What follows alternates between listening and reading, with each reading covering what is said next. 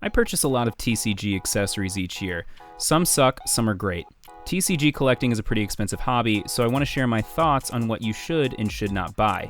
From Dragon Ball Super to Digimon to One Piece to some general TCG accessory purchases, these are the best and worst purchases I made this year, on and off camera.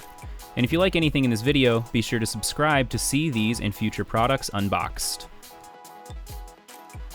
The Dragon Ball Super Ultimate box actually released back in 2018. When I started getting into Dragon Ball Super, I began doing research on a good starting point and found this absolute banger of a purchase. I'm legitimately upset that this is not a staple product for every card game, and I am doubly upset that the Dragon Ball Super card game doesn't re-release a new one each year with updates. First, you get this beautiful refillable card binder. I got 1 to 2 booster boxes of each new booster released this year, and I also purchased some older boxes. And after all of those SRs and SECs and alt arts, I still have pages left in this binder. And when I run out, I don't need to purchase another binder. I instead only have to purchase the new pages I need. I also love these pages because they are easy to load without damaging the cards. Some binder pages are too tight or too small, resulting in some unwanted bending or the possible damaging of the card's edges. Next, you'll receive 5 leader cards, one of each color.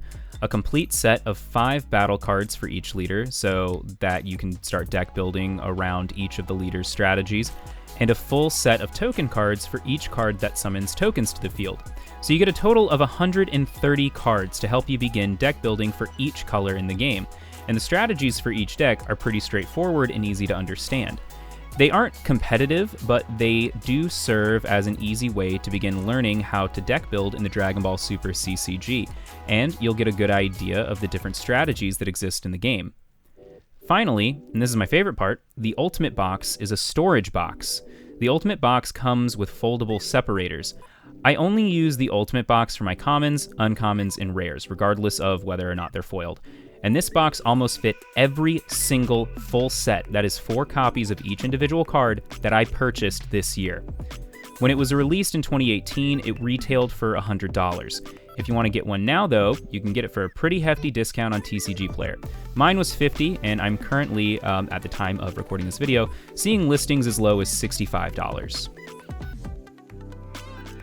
Next is the Ultimate Guard Boulder Case.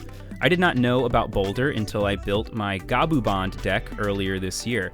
It was my first Digimon deck, so I wanted to commemorate it in a special deck box.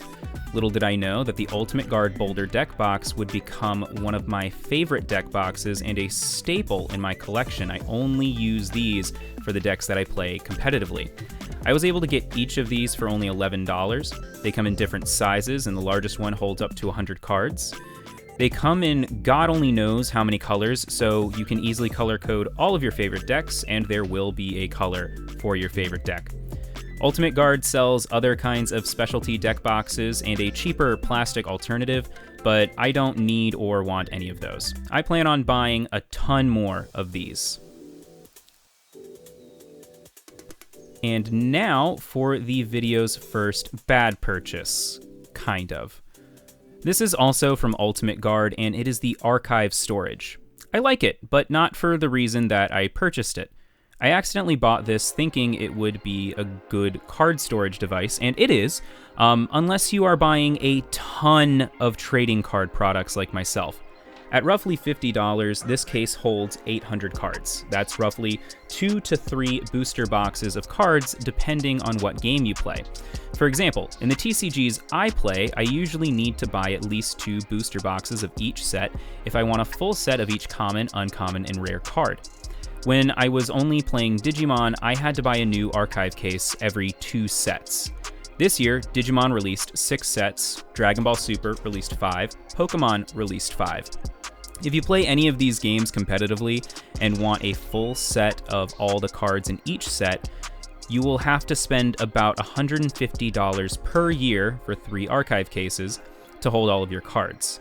It's not bad, right? Well, I play all of these games, and I collect a couple more. So for someone playing more than one game competitively, this is not a good purchase. I was having to buy a new archive box every single month with how many card games I play. Conclusion, These are phenomenal ways to store cards, but way too expensive if you play and or collect multiple games. I only recommend using these if you are a casual player or you only play or collect one card game. Otherwise, stick around until the end of the video to see my preferred card storage option. One last thing that I do want to mention about the archive cases is that they are actually good storage for your deck storage. So if you have the Boulder cases that we previously mentioned, they fit very snugly in there. Though I don't see any reason that you would need storage for your deck storage. I don't know. I just don't. I don't need that. Next up on the list is by far one of my favorite purchases this year and from Premium Bandai as a whole. But I don't recommend this unless you are a collector of the Dragon Ball Super CCG. This box came with 18 new cards to help support older decks, some errata cards, which means they are cards that were reprinted with new and updated text, one of 4 different card sleeves, and some really cool secret rare cards. Unfortunately, you can only get 2 of each of the new cards and 1 of each of the errata cards. So if you wanted a full set of these, you need to buy 4 boxes, and this will result in you having 2 full sets of the new cards. Now, the Premium Bandai version comes with a pack of 3 SER cards with alternate art only available in this special version of the box. It also comes with 2 packs of 12 anniversary cards, where the non-premium version only comes with 1 pack. But my absolute favorite part of the premium version? This absolutely awesome playmat that does not come with the regular one. I say that this is for serious collectors for 2 reasons. The first is that it is very likely you won't use these cards in any serious deck building. The second is that it is way expensive to get full sets of these cards. Currently, the Premium Bandai version is sold out, never to be printed again, so you will have to pay scalper prices for this product. This version is currently going for $130 at the time of recording this video, but that price could increase drastically before this video comes out. The regular version, however, is being sold in groups of 4 for about $100.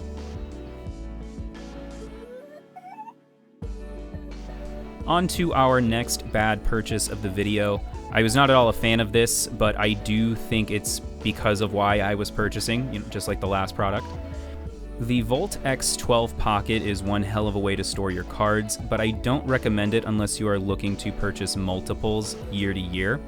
Just like the Archive, it doesn't hold a lot of cards in regards to super serious playing and collecting, but worse is that the pages are not refillable.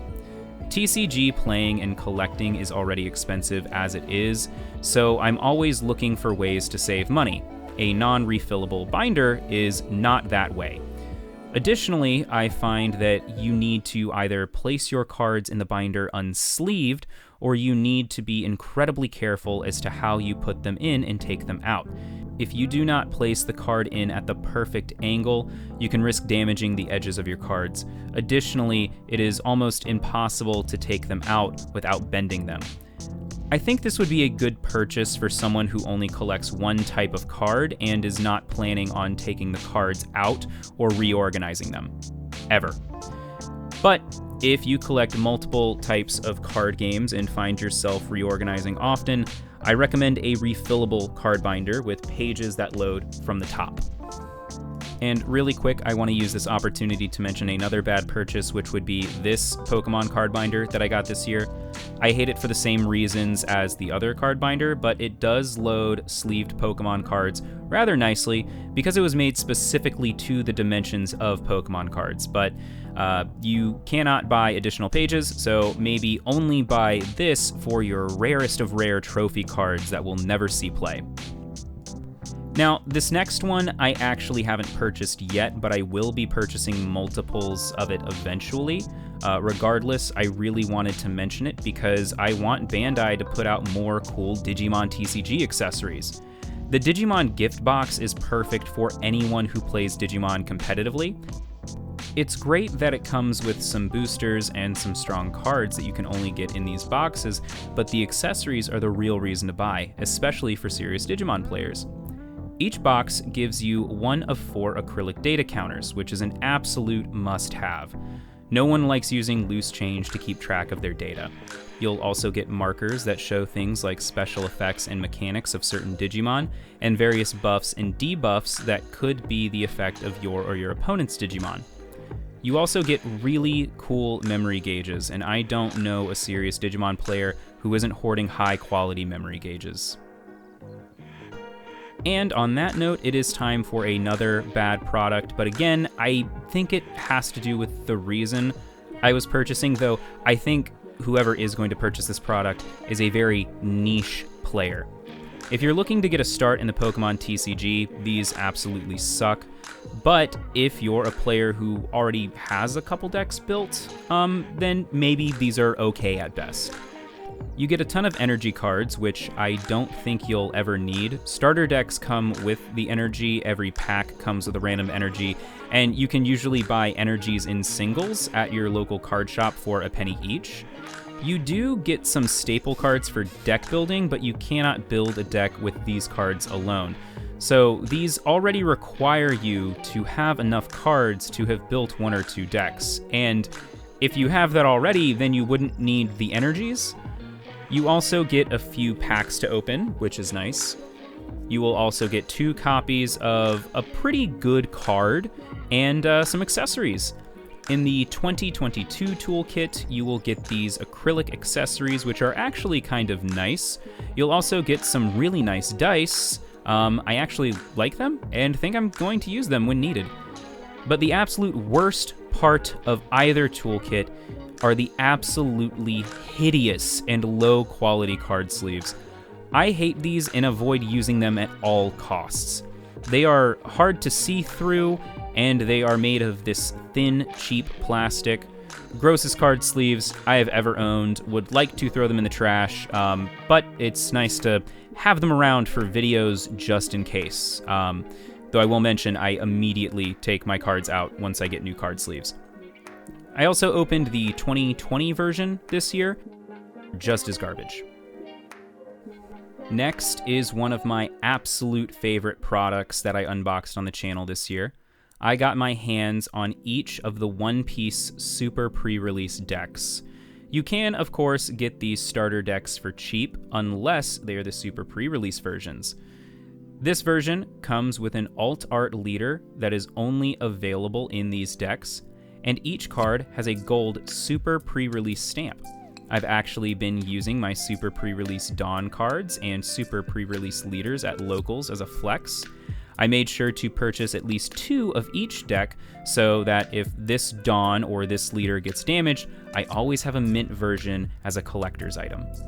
And really quick, I do want to feature not just a good Pokemon product, an awesome Pokemon product, the Trick or Trade Booster Bundle. This thing made Halloween an absolute blast this year.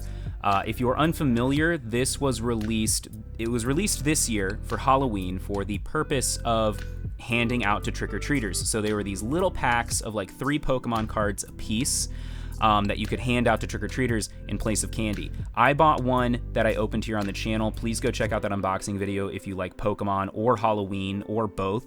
It was a very important video for me this year. I absolutely was bearing my soul. But also we made sure to buy a bunch of extra to pass out to trick-or-treaters. The look of excitement on the children's faces when they saw they were getting Pokemon cards was just unmatched by anything else that happened Halloween night. And you could hear like literal screams from the kids that got like a Mewtwo or like their favorite Pokemon. A lot of the kids, when we handed it to them, they were so excited that they had to immediately dig it out of their candy bag and open it right then and there. They just could not wait. So that was just super awesome. I hope that Pokemon does this every year for Halloween, because I will absolutely purchase multiples of this every year. Such a cool product, such a cool idea. I loved this. Now for my favorite purchase this entire year. I want to preface this by saying I have an absolute butt ton of cards. This year, I opened a minimum of 4 booster boxes per month, and I have very minimal space in my home. I'm also a neat freak who is very retentive and requires everything to be organized. When I first started collecting, I thought I would just store my cards in the boxes they came in. No, do not do this. I could not stack them, and the booster boxes are way too flimsy. But then I found the absolute unit that is the BCW card house. This bad boy houses 9,600 cards. That is almost 10,000 cards. And this square shape makes it easy to stack with others.